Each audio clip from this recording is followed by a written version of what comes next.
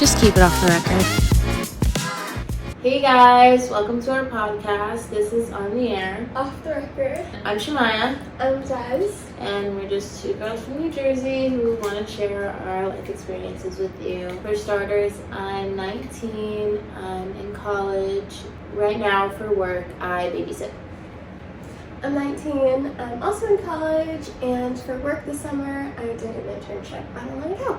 To further our introduction, we wanted to tell you a little bit about what we do in our everyday lives. I wake up. I will wake up probably around like 10. I switch between two families. During the week, it's usually 3 p.m. to like 6 or 7. On the weekends, it's usually like 5 to 11. After work, though, if I do have the energy, I'll meet up with my friends. We'll go out. But if I don't have the energy, I'm just home chilling, watching Vampire Diaries. And yeah. So for me, during the week, I go to work. I wake up around 7 on a good day. And then I go to work at 8, and I'm there all day until 4. Then after work, I go home, take a nap, and then depends. Sometimes I'll go out. As me and Desiree both said, like, we do try and like prioritize like seeing our friends, and that's one thing that we did want to talk about: how to have a successful friendship. Yes. Okay, so me and Shemaya met when I was in the 6th grade, and you were in 7th. Yeah. So it's been about 9 years that we've been friends, and we've stayed friends this entire time. We've never taken a break, so I think we're pretty good with the friendship portion.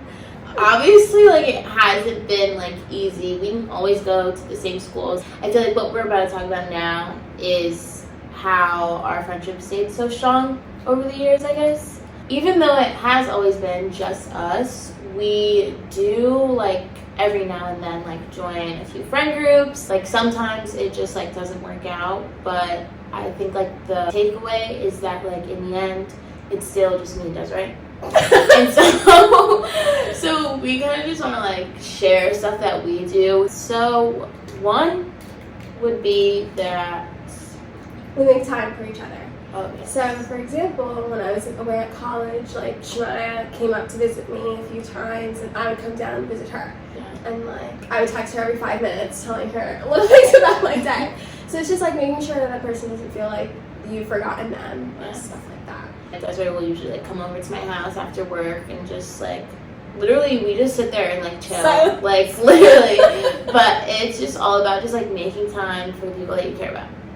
Another thing that we make it a point to do is not judge each other. That is a really good point, because a lot of my friendships end because people are judgmental. Shemaya never has judged me for anything, and I can tell her anything. Like, me and her have no secrets. You have to remember, that person is there to be your friend, not to be your parent and to tell you what to do and not to do. And with that being said, that doesn't necessarily mean that everything she does I'm automatically going to be okay with. It's balance. Okay, so another thing is Shemaya challenges me. I have really bad social anxiety, so if we're going out to a party, like 9 times out of 10, I'm sticking with her. But she'll walk me over to someone and she'll be like, oh, have you met Desiree? Like, I'll start talking to that person because she just introduced me. So she forces me to do things that I don't want to do, but it always turns out for the better. Desiree just mentioned that she struggles with social anxiety. I struggle with depression, and Desiree is one of the very few people that I am willing to open up to. People with depression are very scared to be vulnerable and express their emotions, and Desiree makes me feel very comfortable and really does her best to like keep me in check. So back to friend groups, I think a phase that everybody should really just try to avoid is the trios. Like, They never work. they really just don't ever work. I feel why trios don't work is because at the end of the day, me and Shemaya are always going to be closer. Yeah. They never work because Desiree's always going to be my number one. Truthfully speaking, 3's an odd number. Like, there's always going to be somebody that's left out. Everybody feels like they have to do everything together all the time.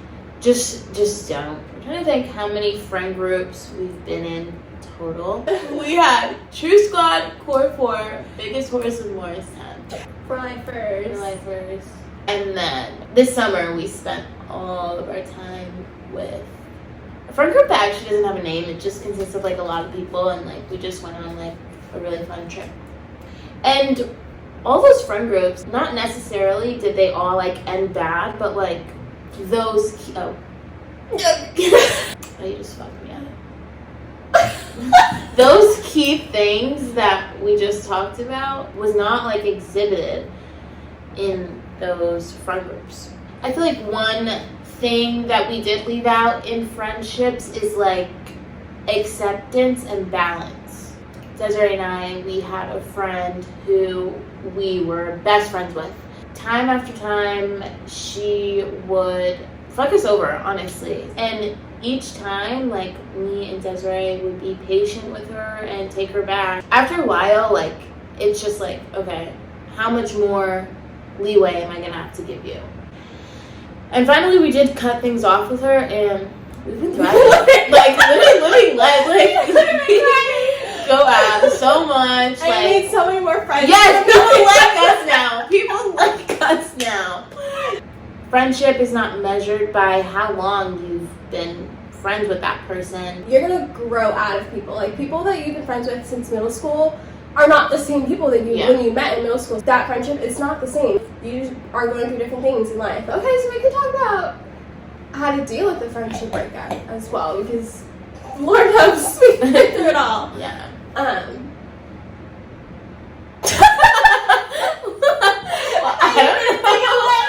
I'll use an example. I was friends with this girl for years. Like, this girl was one of my best friends, told her everything, spent every single day with her. And we stopped being friends out of a blip. Like, it was such a surprise. And I had to learn how to live my life without her. I had to learn, like, not to text her when I wanted to tell her something. This is why you can't let people be your whole life.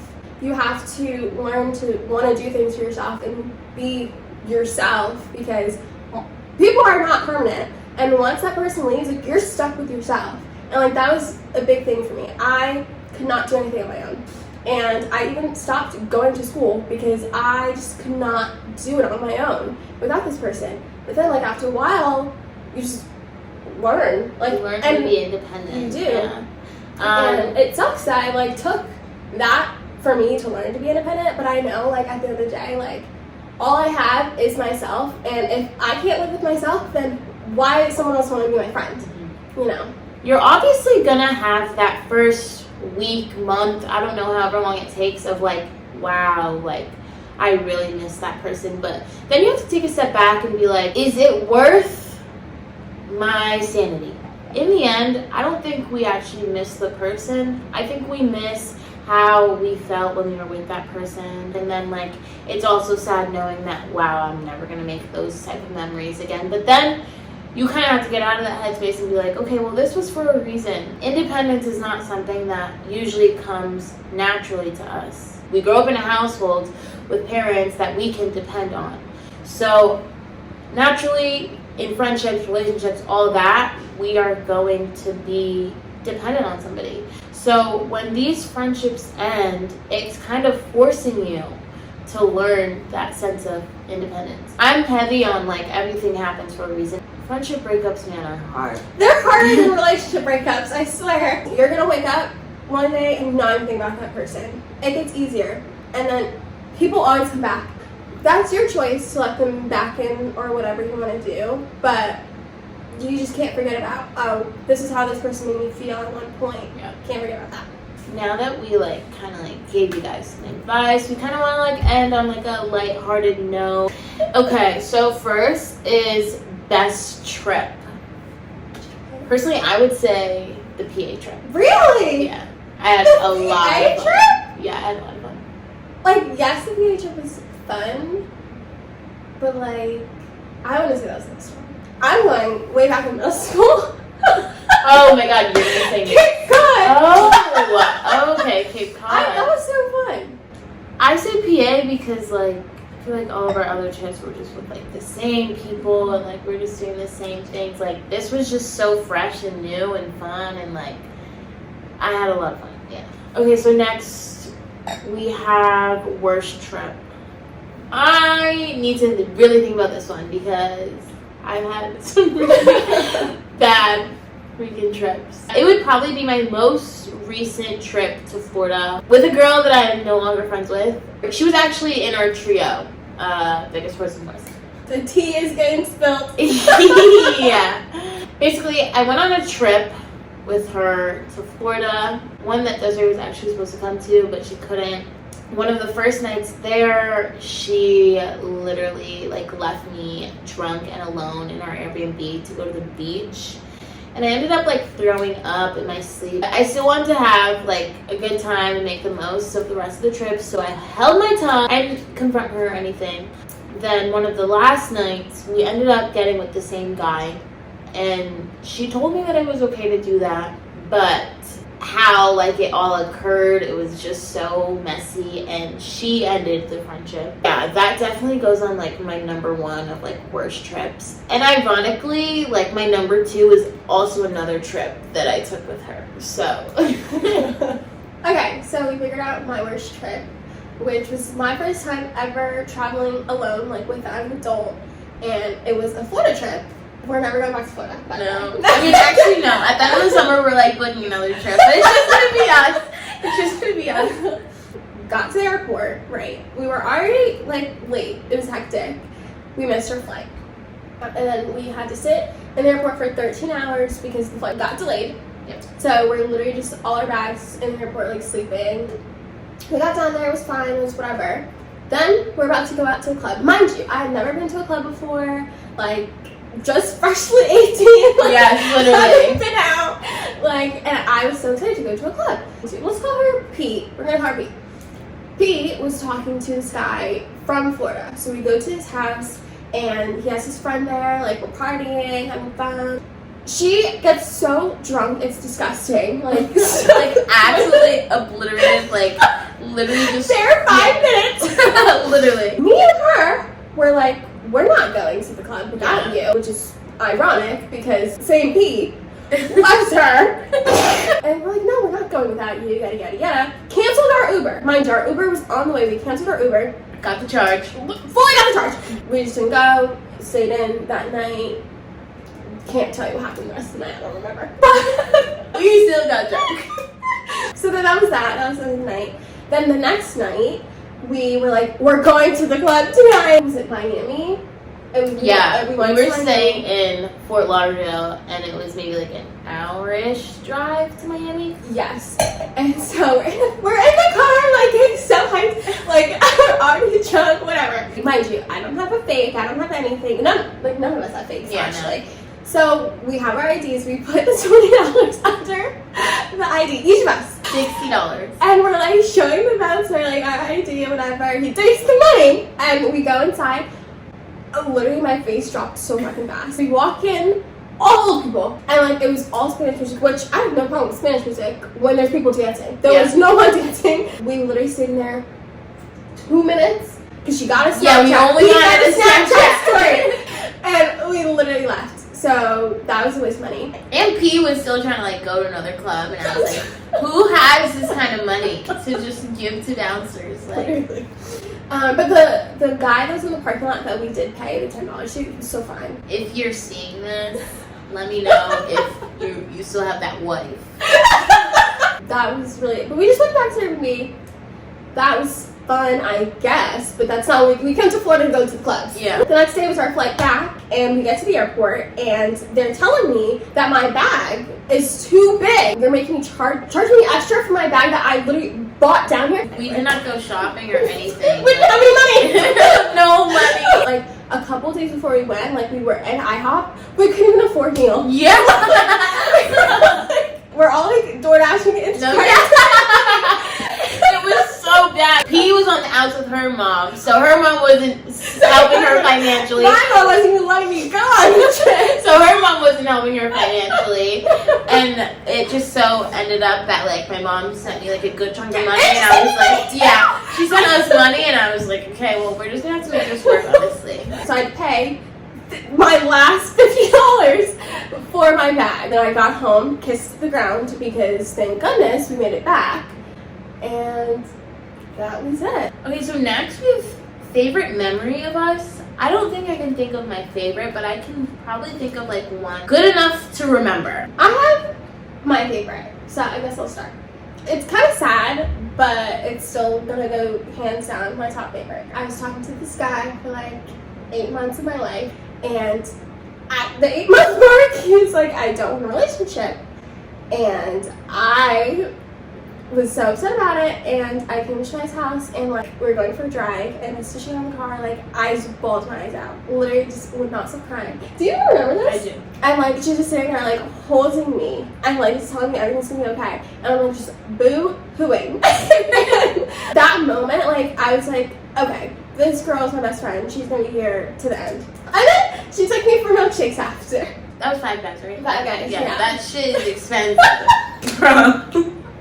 Okay, so mine, it wouldn't go as my favorite memory, but it's just one of the ones that popped into my mind because like I just felt like, oh my god, this girl is my best friend. Me and Desiree went to a party, and there was a time where like the party migrated outside. Everybody was kind of like just like doing their own thing. Like, there was a group over here, a group over here, a group over here. And then there was just me and Desiree in the middle, and we're just like cuddling in the middle of the party. Like everyone's like dancing, singing, having a good time, and we were literally like not even singing. And like we don't hug either. Like we were just like here, like like for a good maybe like 5 minutes. I just remember like feeling like, oh my god, like this girl's my best friend. Like the next one is if there was ever a time where we thought the friendship was gonna end. I would say when Desiree went to college. I watched Desiree like change as a person over the years. She went from being so like shy and introverted to being more like independent. She's grown into this person, like she's gonna make a whole bunch of friends at college, like, and I was just not true at all. I was just so like scared and nervous that like she would forget about me. And I was just a wreck that day. I cried and I thought like, you know what? Everything's gonna be okay. We made it this far. We got a lifetime to go. Can I get rid of me, bitch? Yeah. Mine is... Oh god. Oh god. Mine is that whole situation. A whole friendship ended with me with like another person. And...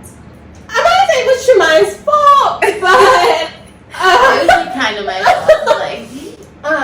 And like after that, like I just remember for like days, like I was like, I'm cutting everybody off. She drove me to my old middle school. Oh my god! Oh my god! Yeah. I like talked it out. I was talking to one of my other friends, Jess, and I was like, wow, like I actually did fuck up. The reasoning behind taking her to our old middle school is because like that's like where we first met, and I made it a point to tell her like this is where our friendship started, like I don't want it to end, all that stuff. It was cute. It was cute. You see, she's still here. Okay, so now we're gonna talk about the craziest thing we've ever done to kind of just end off the podcast. Craziest thing I've ever done is stalk Shemai's ex with her. She was there too, but like I was just an accomplice. Stalked her ex like outside his house, like just waited there for like what, like an hour, 2 hours. It was really long. And like screamed out his name, got him to come to the window, jump back in the car, pretend like we're not there. It was a really good time. Like we've healed though. One of the crazy things that I've done, I had sex with somebody on the same bed as someone else having sex. Me and the girl were holding hands, and then the guys were like dapping each other up. It was pretty crazy. Like I wish I was there to see it. It was definitely like fresh out of a movie. And when I say movie, I mean like porno. Like, but now that you know that, keep it off the record. Okay, so that's all we have for today, but make sure to tune into our next episode where we'll be talking about boys, hookup culture, soul ties, relationships, everything about that stuff. Our DMs are open, so make sure you DM us ideas. DM us if you want to even come on the podcast for a little bit. But we'll see you next time. Bye. 1, 2